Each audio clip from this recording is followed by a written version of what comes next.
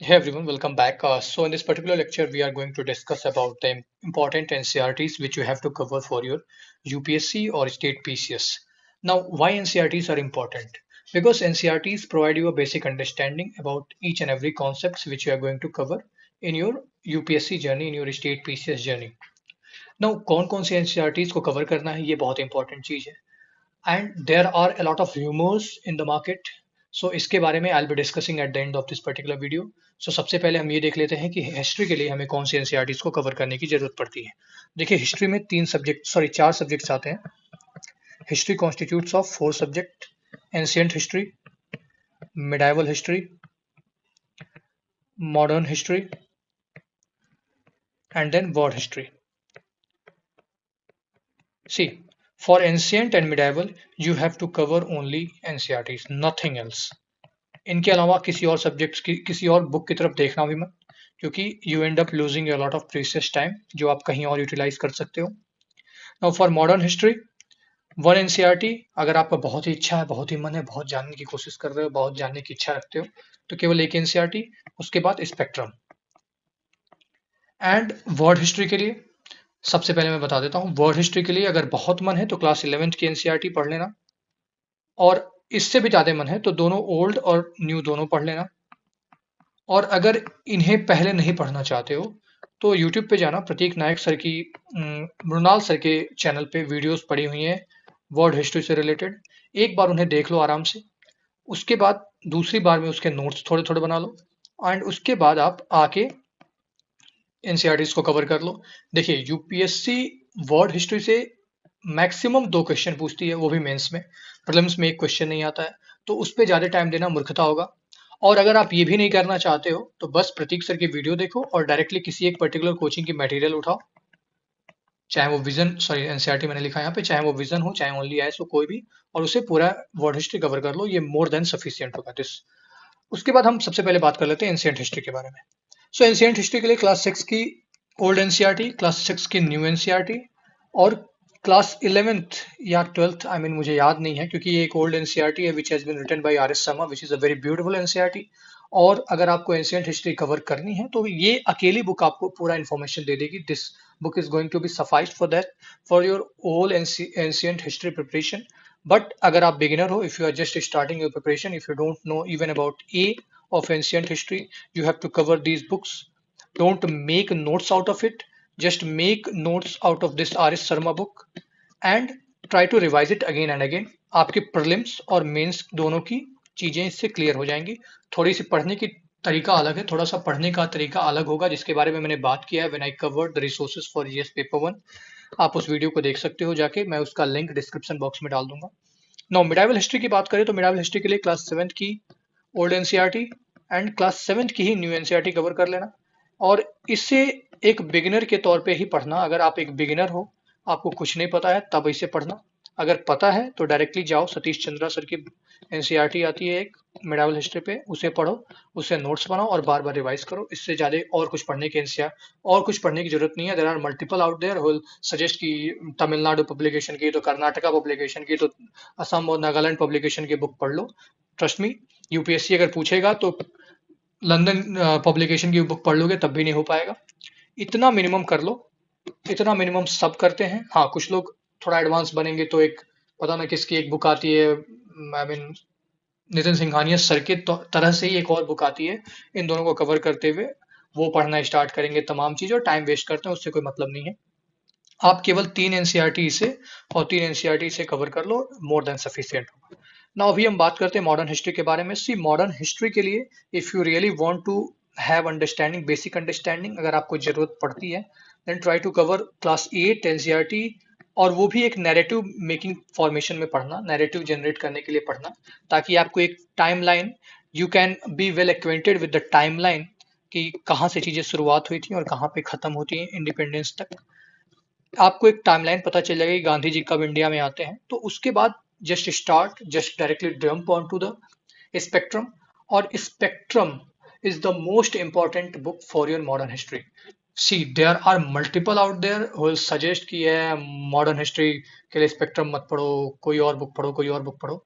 मैं तो ये भी कहता हूँ कि you have to make notes out of spectrum, because spectrum is such a bulky book कि उसे रिवाइज करना इज वेरी डिफिकल्ट। बार बार रिवाइज करना बहुत ही डिफिकल्ट है। एंड साथ ही साथ स्पेक्ट्रम को आप केवल प्रीलिम्स के लिए यूज मत करो। This is a genuine fact that this is only a notes, but you can utilize spectrum both for prelims and for mains. I am telling you the तरीका, the technique, the tool जिसके through आप इसे कर सकते हो। So सबसे पहले आपको एक A4 साइज पेपर लेना है। उसके साइड में आई मीन 2/3 हिस्से को लेते हुए एक मार्जिन बनाना है, और जो 2/3 हिस्सा है उस पे आप try to jot down the points related to mains. And जो आपका बचा हुआ 1/3 हिस्सा है उस पे try to jot down the facts. Now let me give an example. If you are starting with your revolt of 1857, you are going to jot down points which are related to the mains, because mains में question कैसे आएगा? If UPSC is asking the question related to mains in medieval history from the topic of 1857 revolt, they're going to ask like what is the impact of this revolt on Indian society, Indian caste system, Indian class system, India की economy पे क्या impact पड़ा। तो इससे related जो भी points हैं आप उसे 2/3 हिस्से पे नोट कर लो, लाइन से ऐसे पॉइंट वाइज नोट कर लो। बट जो एक 1/3 हिस्सा जो बचता है, let me draw here clearly, एक मिनट। एक जो आपका, जैसे कि आपने एक मार्जिन बनाया, यहाँ पे आपने मेन से रिलेटेड चीजों को लिखा, यहाँ प्रीलिम से रिलेटेड चीजों को भी लिखना पड़ेगा, बिकॉज अगर आप 1857 का रिवॉल्ट पढ़ रहे हो तो you have to be well known about the important personalities की। बेगम हजर महल कहाँ की थी, कुंवर सिंह कहाँ के थे, कहाँ से उन्होंने रिवॉल्ट को, तात्या टोपे कहाँ से थे, कहाँ से उन्होंने रिवॉल्ट को लीड किया था, और किस टाइम पीरियड पे कौन सा काम हुआ था, उसके बाद कौन से इंडियाज एक्ट आए थे, उनके क्या क्या इंपॉर्टेंट टॉपिक्स थे, क्या क्या important provisions which are given there for Indians. So इन सारी चीजों को आपको, इन सारे फैक्ट्स को आपको एक साइड में नोट करना पड़ेगा। Now what is the benefit of this particular methodology is that when at the end of the year, like when you started preparing for, when you started revising for your prelims examination, you have notes which is a culmination of both concept and fact। And आप एक बार कहानी पढ़ोगे और उससे related fact पढ़ोगे, कहानी पढ़ोगे, fact पढ़ोगे। इससे बेनिफिट क्या होगा कि आपको दोनों चीजें कोरिलेशन में याद रहेंगी और इन्हें भूलना बड़ा ही डिफिकल्ट रहेगा। तो मैंने दिस इज पर्सनल थिंग जो मैंने इसे यूज किया अपने प्रिपरेशन में, खासकर स्पेक्ट्रम के लिए। मैंने स्पेक्ट्रम कई बार पढ़ी है, आई मीन वैसे तो स्पेक्ट्रम कई बार पढ़ी, लेकिन जब मैंने इस नोट्स को, इस तरीके को अपनाया तो उसके बाद मैं केवल नोट्स को ही पढ़ लेता हूँ। मुझे स्पेक्ट्रम बुक बार बार छूने की जरूरत नहीं पड़ेगी। बट हाँ, अब पड़ेगी, बिकॉज मैंने अभी नई वाली ली है, तो उसके लिए मैं फिर से स्टार्ट करूंगा पढ़ना, और जो जो इंपॉर्टेंट टॉपिक्स हैं मैं उसको नोट्स में जॉट डाउन करता जाऊंगा। और नाउ ये रहा आपका मॉडर्न हिस्ट्री के बारे में। देखिए, इन दोनों की बुक्स के अलावा आपको कोई और बुक पढ़ने की जरूरत नहीं है, ट्रस्ट मी। बहुत लोग हैं जो बोलेंगे कि वो मोटी वाली बुक जो आती है बिपिन चंद्रा की वो पढ़ लो, but I don't find those very helpful. मुझे ऐसा फील होता है कि बहुत इंपॉर्टेंट नहीं है वो, क्योंकि काफी बल्कि बुक है, बहुत टाइम लगता है पढ़ने में। मैंने भी पढ़ा है कुछ टाइम तक उसे, वो कोई sense make sense, I mean वो कोई सेंस नहीं जनरेट करती है कि उसे पढ़ना चाहिए या नहीं पढ़ना चाहिए। Now will jump on to the geography. Now for geography you have to cover only NCERT। And why am telling this कि देखिए, सबसे पहले आप स्टार्ट करो क्लास 9th की इंडिया फिजिकल ज्योग्राफी के साथ। उसके बाद क्लास 11th की 2 NCERT आती है, फिजिकल ज्योग्राफी और Indian geography. And class 12th की जो 2 ज्योग्राफी आती है, इकोनॉमिक और ह्यूमन डेवलपमेंट करके जो आती है। इन 5 NCERTs को अगर आप अच्छे से कवर कर लेते हो तो देखिए, ट्रस्ट मी, आप यूपीएससी के लिए इजिली ज्योग्राफी कवर कर लोगे। अगर नाउ अब यहाँ पे एक क्वेश्चन आता है, if you can't understand these both books, because class 11th की जो फिजिकल ज्योग्राफी की बुक है ये बहुत ही डिफिकल्ट लैंग्वेज में लिखी गई है। और अगर आपको मेरी बात पे बिलीव नहीं है, just go to the topic of tropical and extra tropical cyclones, और अगर आप उससे इजीली समझ लेते हो एनसीईआरटी से, तो भाई आप बहुत बड़े आदमी हो। तो इसलिए सबसे पहला काम आपको करना है कि एनसीईआरटी के ऊपर जाने से भी पहले आपको राजतनिल मैम, जो राजतनिल सोलंकी मैम है, मृणाल सर के चैनल पे इनका वीडियोस पड़ा हुआ है। You have to cover those videos. आप एक बार उन्हें उन्हें देख लो सबसे पहले कहानी के तौर पे, एंड उसके बाद सेकेंड वॉचिंग में just try to make notes out of them. And जब आप इतना कर लेते हो देन आप जाओ इन एनसीईआरटी के ऊपर। और अगर आप बहुत ही इंग्लिश, अगर आप I mean if you are student of English medium and you can't hear Hindi. अगर आप हिंदी नहीं सुन सकते हो, आपसे हिंदी बर्दाश्त नहीं होती है कि अरे हम हिंदी में कैसे सुन लें, डिसॉर्टिंग माई प्राइड, डिसॉर्टिंग माई ईगो। सो इसके लिए आप जाओ, अमित सेन सर हैं। अमित सेन सर ने क्लास 11 की एनसीईआरटी को बहुत ही अच्छे इंग्लिश में कवर किया है। Go there and try to cover those videos related to our class 11th NCERTs, और उसके बाद आप इसे पढ़ो। सो एनसीईआरटी और सॉरी ज्योग्राफी के लिए पूरा सफाइस होगा, इसके अलावा आपको कुछ पढ़ने की जरूरत नहीं है, ट्रस्ट मी।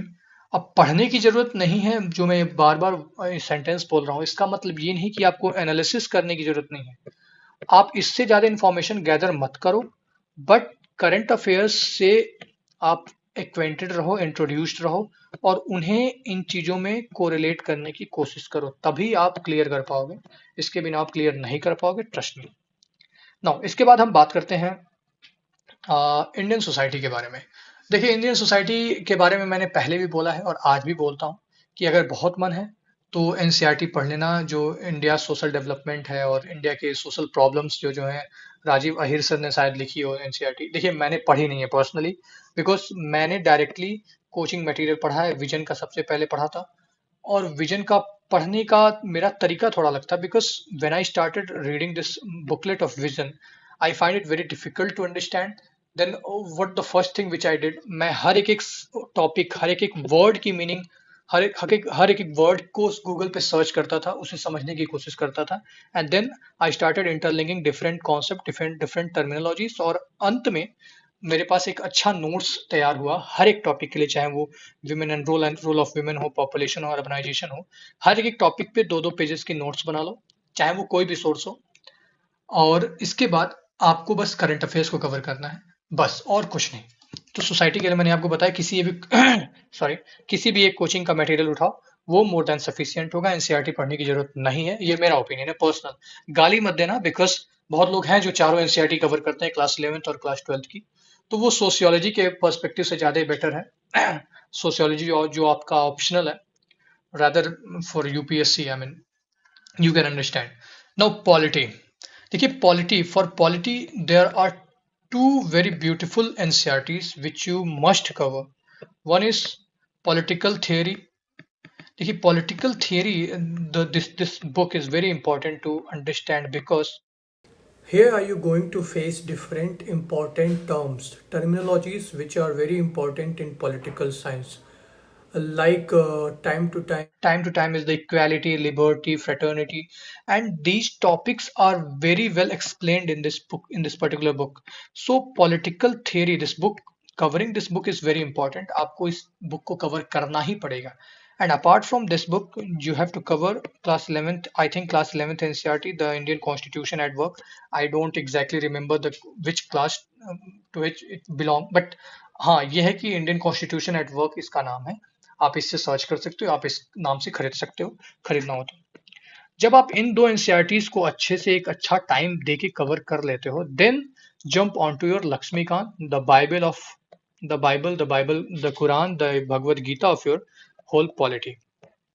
आप इसे पढ़ो, और एक बार पढ़ने से काम नहीं चलेगा, you have to, trust me, you have to revise it at least 10 times।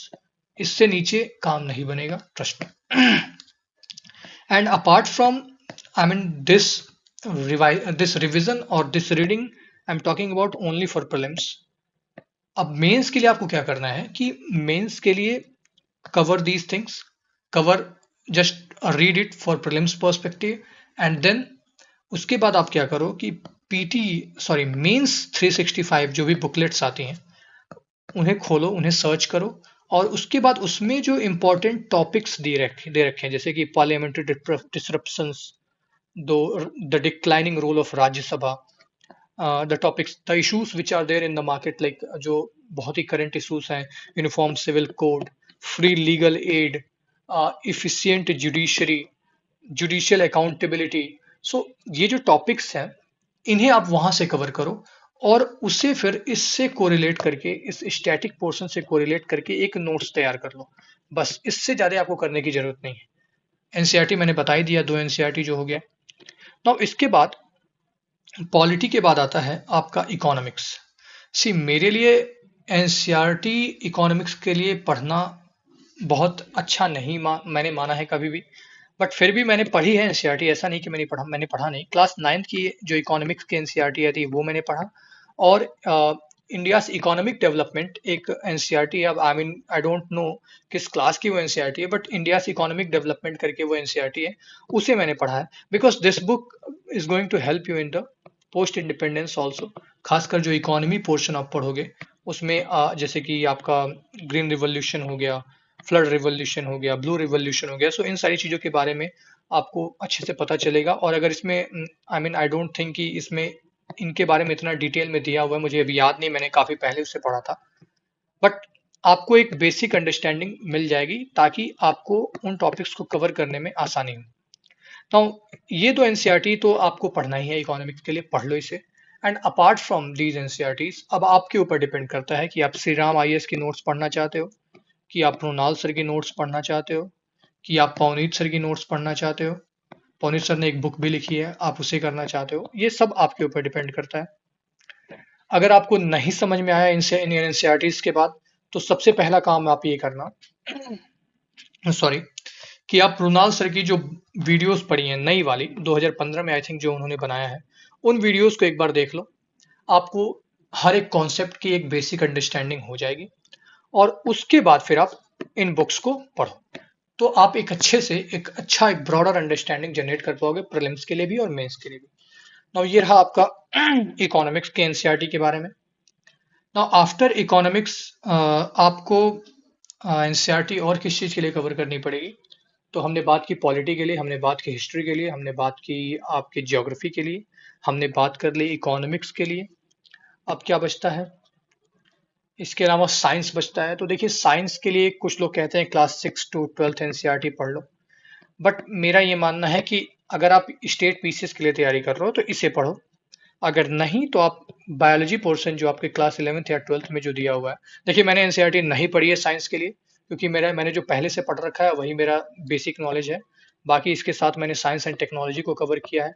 हाँ, साइंस एंड टेक्नोलॉजी में आपको बेसिक अंडरस्टैंडिंग चाहिए कि क्रायोजेनिक इंजन क्या होता है, थ्री स्टेज इंजन क्या होता है, सॉलिड फ्यूल इंजन क्या होता है। इन सारी चीज़ों के बारे में आपको जानकारी होनी चाहिए।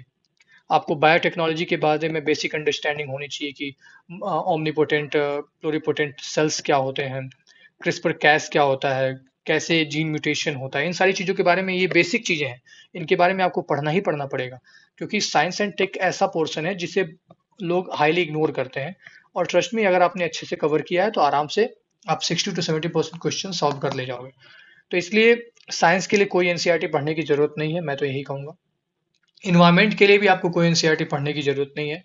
अगर आप बहुत मन है तो आपके साइंस के बुक में आई थिंक आखिरी में, मैंने पढ़ा नहीं है, ट्रस्ट में, मैं आपको क्लियरली बता रहा हूँ कि मैंने एनसीईआरटी नहीं पढ़ी है इन्वायरमेंट के लिए। तो अगर आप पढ़ना चाहते हो तो आई थिंक दिया हुआ है साइंस के बुक में आखिरी के 3-4 चैप्टर्स में, आप उसे कवर कर सकते हो। और उसके अलावा आप इन्वायरमेंट के लिए शंकर आईएएस, देखिए शंकर आईएएस काफी लंबे टाइम से मार्केट में है, बहुत ही बल्कि बुक है और हाईली सेलेक्टिव होकर आपको इसको पढ़ना पड़ेगा। And apart from Shankar IAS you can refer to PMF IAS which is there in the market, I mean बहुत ही पॉपुलर बुक है इस समय की पीएमएफ आईएएस की। मैंने इसे पढ़ा है पर्सनली, मैंने दोनों पढ़ा है, बट मैं करेंटली इसे पढ़ा है मैंने इसे कुछ टाइम पहले, और ये काफ़ी अच्छी लिखी गई है बुक।